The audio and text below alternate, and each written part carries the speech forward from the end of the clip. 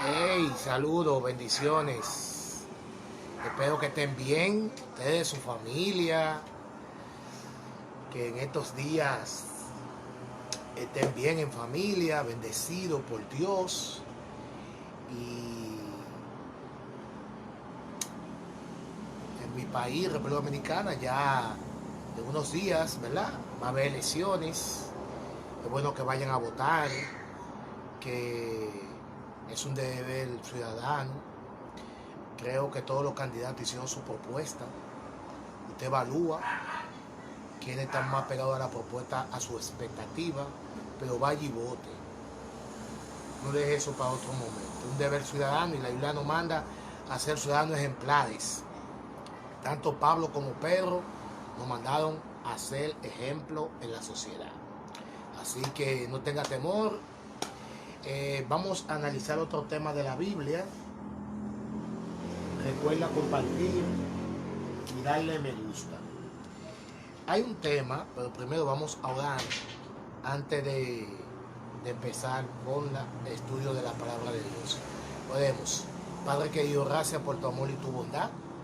Gracias porque nos da el privilegio de estudiar tu palabra una vez más. En el nombre de Jesús. Amén. La pregunta sería, ¿perpetuamente significa castigo eterno? Vamos a leer Isaías capítulo 34, versículo 10. No se apagará de noche ni de día, sino que por siempre subirá su humo. De generación en generación quedará desolada y nunca jamás pasará nadie por ella. Este versículo en su contexto inmediato, especialmente el día de venganza de Jehová, parece sugerir que habrá un infierno que arderá eternamente, establecido por Dios mismo, donde ejecutará un juicio permanente contra los malvados e infieles. Juicio mundial de Dios contra las naciones.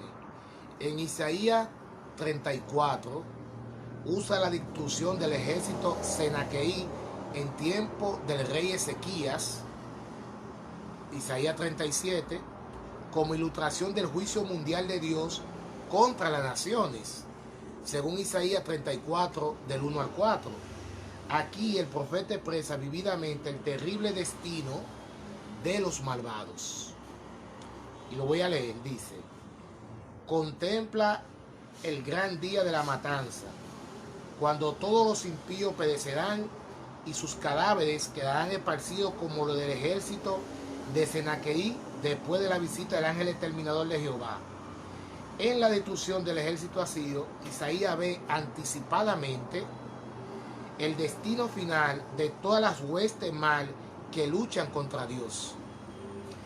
Del capítulo 34 al 5 en adelante, Edom, que representa a todas las naciones casi como un símbolo del mundo entero, el odio de la nación idumea, los descendientes de Saúl, contra Israel ejemplifica el odio del mundo contra el pueblo de Dios.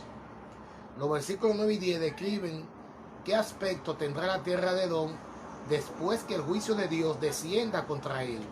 Sus arroyos serán brea y su tierra azufre, según Isaías 34:9.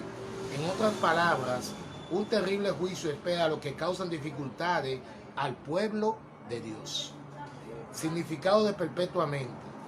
La clave para entender correctamente el versículo en consideración es el término hebreo olam, generalmente traducido eternamente o para siempre. Es el momento más distante, no necesariamente eternidad sin fin, como los otros términos hebreos para el tiempo. Olam está relacionado íntimamente con los sucesos descritos en relación con su duración. La mayoría de las veces se refiere a un futuro de duración ilimitada, a condiciones que existirán continuamente a lo largo de un periodo limitado, a menudo el lazo de una sola vida. En otras palabras, el significado de Olam depende de su sujeto. Si se trata de Dios, que es inmortal, según primera carta de Timoteo capítulo 6, versículo 1, o de algo que Él ha creado para que dure para siempre, como la tierra, Salmo 78, 69 y Salmo 104, 5, entonces se refiere a una duración sin fin. Pero si el sujeto es la gente que no tiene inmortalidad o cosa que no ha sido creada para durar eternamente, entonces se refiere a un periodo de tiempo limitado. Por ejemplo, el pueblo debía creer a Moisés para siempre. El esclavo en Éxodo 19:9, en Éxodo 29:6 debía servir a su amo para siempre y Samuel permanecer para siempre en Silo. En estos últimos casos, el significado para siempre es tan largo como la vida de la persona. En el caso de Jonás duró 3 días. Jonás 2:6. De acuerdo con la Biblia, los redimidos recibirán inmortalidad. Primera carta a los Corintios, capítulo 15, versículos 50 al 54, en la segunda venida.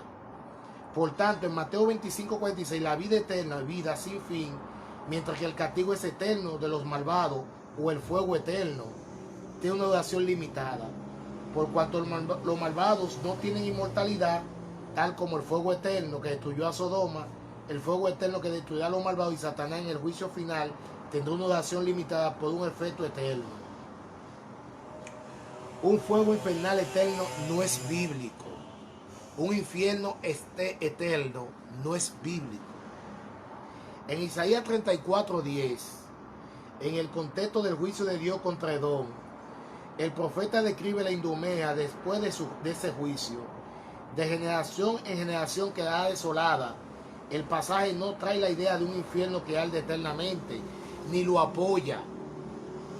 La historia de la filosofía nos dice que tal idea se originó en los griegos, quienes al principio pensaron en que Hades era la morada de los muertos y luego le agregaron la idea de que algunos necesitaban recibir un justo castigo en el más allá, pues no la había recibido en vida.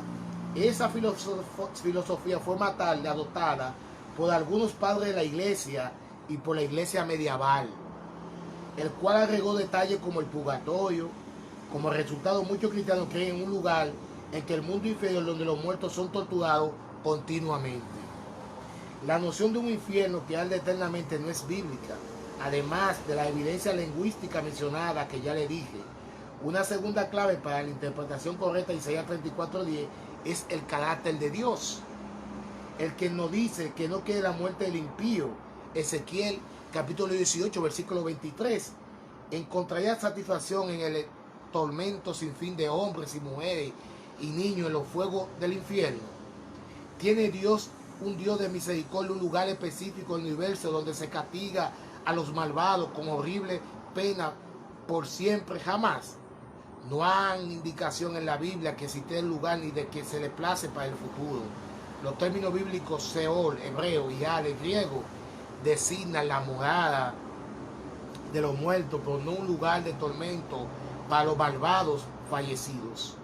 Cuando tomamos en cuenta la enseñanza bíblica que los muertos no son conscientes de que no hay tal cosa como alma inmortal, debería resultar claro que la idea de un infierno que arde eternamente contradice la clara enseñanza de la Biblia.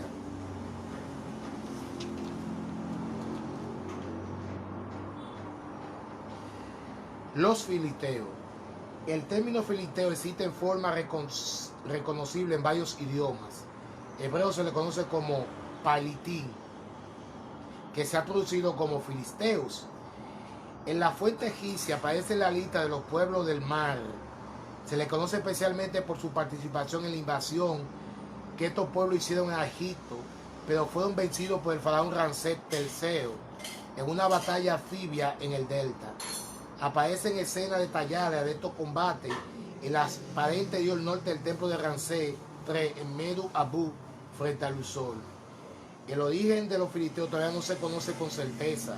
La Biblia menciona que los filisteos vinieron de Captorc, generalmente identificada con Creta.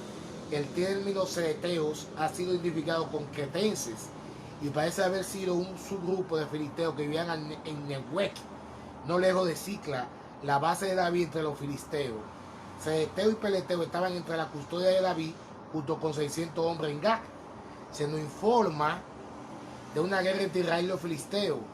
En Afé, los filisteos ganaron esa primera batalla y capturaron el arca del pacto.